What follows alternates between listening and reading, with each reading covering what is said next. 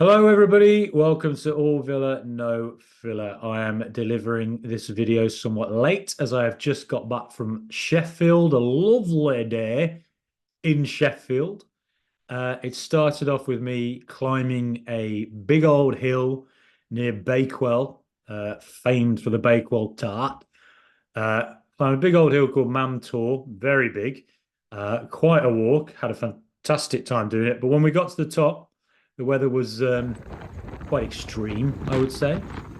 Um, but I climbed to a very high peak, but I did not climb as high as Aston Villa have reached in the Premier League. I did not reach the heights that Villa reached at Bramall Lane with a 5-0 victory. Now Sheffield United. I went to Sheffield University, so I have a lot of affection for Sheffield United. I used to go to their stadium a lot. Behind Villa Park, it's probably the stadium I've been to most in this country. Um, I've been to see us play there 3 times. Uh, Saw us draw 2-2 during the O'Leary era. Milan Baros scored, Stilian Petrov scored. No, that'd be O'Neill, wouldn't it? That was 2-2. And then I saw us lose 2-0 there when Grealish missed a penalty in the season where it looked like we were destined for relegation a couple of years ago, but somehow stayed up under Sardine. So I wasn't going there with high hopes after the Newcastle loss. I thought, ooh, you just don't quite know. But then we're a brilliant football team. Why would there be doubts? And wow, well, where to start? Uh, I tell you this, Villa went 2-0 up within 10 minutes. I have never seen such a vast mass of people leave a stadium that quickly. Uh, and then when the third went in, it just got even more we're going on, mate. Sean Bean, the famous Sheffield United fan, is famed for saying bastard. Soon as that third win, and I heard 30,000 people collectively saying, bastard, bastard, I'm out of here. I'm going. Um, so it was not a great day to be a Sheffield United fan. And I was with a great friend of mine, Christian, who's been on this podcast before, had a fantastic day with him. Um, when Villa kept scoring, it was I just kept looking around me like I don't quite know where to look right now. So look, the first couple of minutes, Sheffield actually caused a couple of problems. First couple of minutes, balls over the top, over where Conte was standing into Brereton Diaz. He looked like he was on it, looked like he was ready to go. He had a really good chance, which Martinez just about saved. And I thought, all right, okay, this is going to be a hard fought day. But, well, Sheffield United simply could not deal with Aston Villa playing it through the centre. Every single goal Villa scored came about because we played it through the centre. I'm interested to know what you thought about the game because being in the stadium and surrounded by a lot of Sheffield fans, it's quite difficult to really take it all in. So I'd be interested to know what you all thought about it and why you thought Villa just demolished Sheffield the way they did.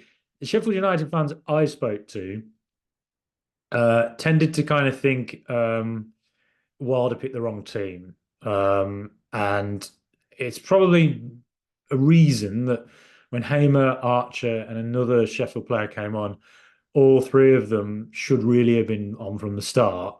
And it's no coincidence that Sheffield looked a much more competent and threatening team, though I think Sheffield were more threatening in the last half an hour, and Villa, I think, had just taken the foot off the gas and were resting themselves a bit really for Chelsea and Manchester United ahead.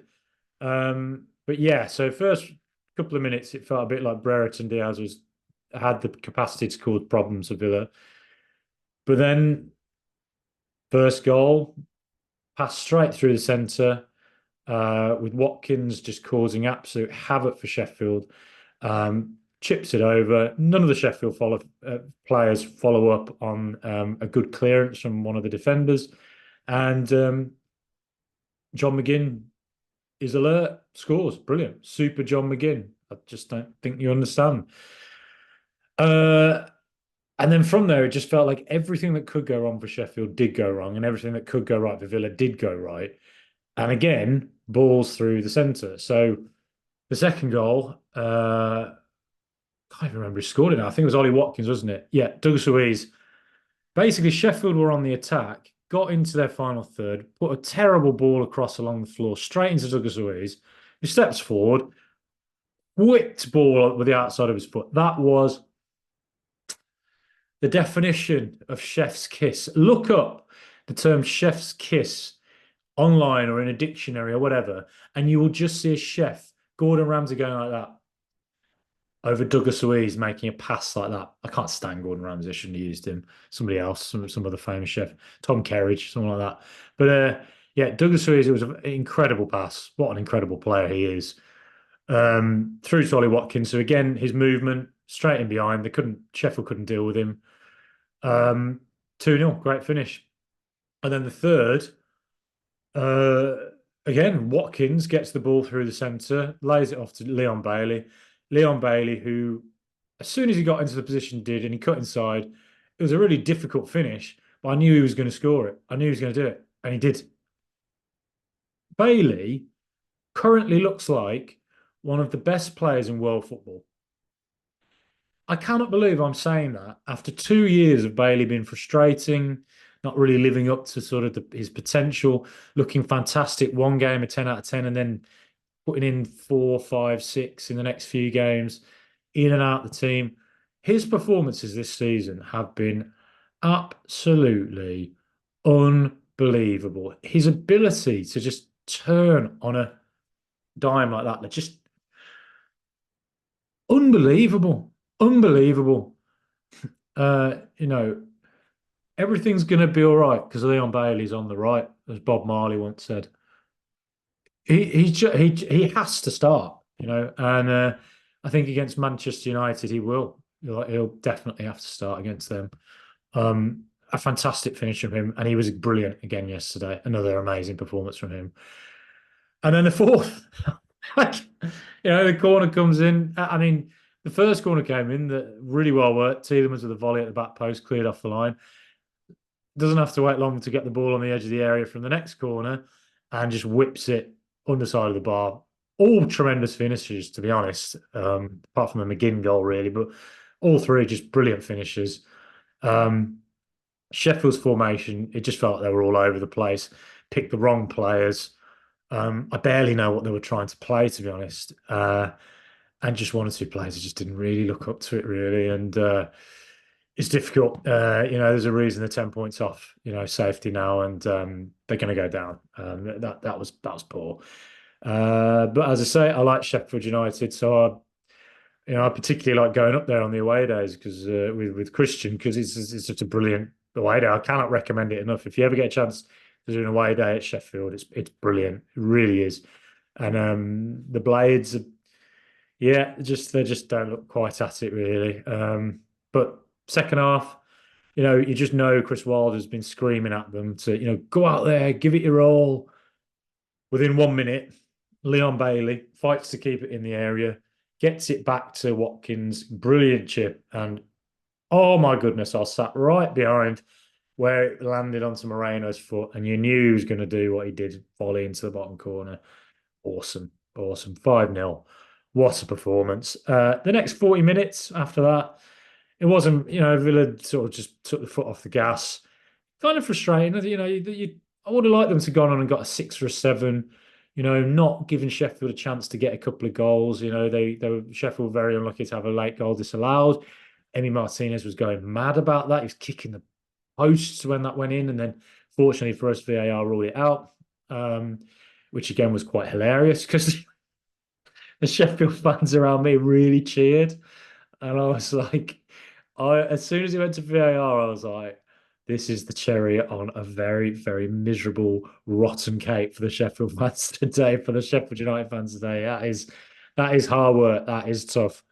But what a way for Villa to bounce back, And interesting observation I made actually. When in the second half there was a corner to Sheffield United, and Martinez made a double save, like a couple of brilliant saves again, as he always does, because he's the best goalkeeper in the world.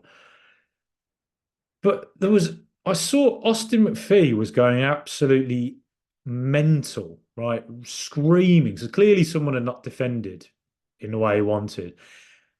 Professor Unai walked up to him and was going like that, like is he, gesturing to calm down, and he sort of grabbed him and pointed him towards the dugouts and get back down there. So there was something Emery didn't like about that, which was interesting to me. Just an interesting thing to observe. You don't really see that very often, and it says it all, doesn't it, about sort of Emery's approach? It's not about just screaming and bawling and having a go. It's the calm, calmness, and McPhee has every right to be really annoyed at defending from a set piece if players aren't doing what he's told them to do. But it's just interesting to see, Emery, what he thought about that reaction, which was intriguing. Um, Otherwise, Morgan Rogers came on for his debut, missed a really good chance. He's obviously going to take time to get used to playing for Villa, playing in the Premier League. So I'm not really expecting loads from Rogers this season. Not expecting to see him loads. But long term, I'm very excited about him. Aerobanum got on as well, which is great. A couple of really nice touches from him. He is a really good player. And Diaby played on the right, which was the right choice. I think, Tielemans looks very comfortable in that second striker role. He did very well again yesterday in it. Diaby in recent games, it just feels like with back to goal, players are getting very tight to him at the moment. Big physical units are getting tight to him.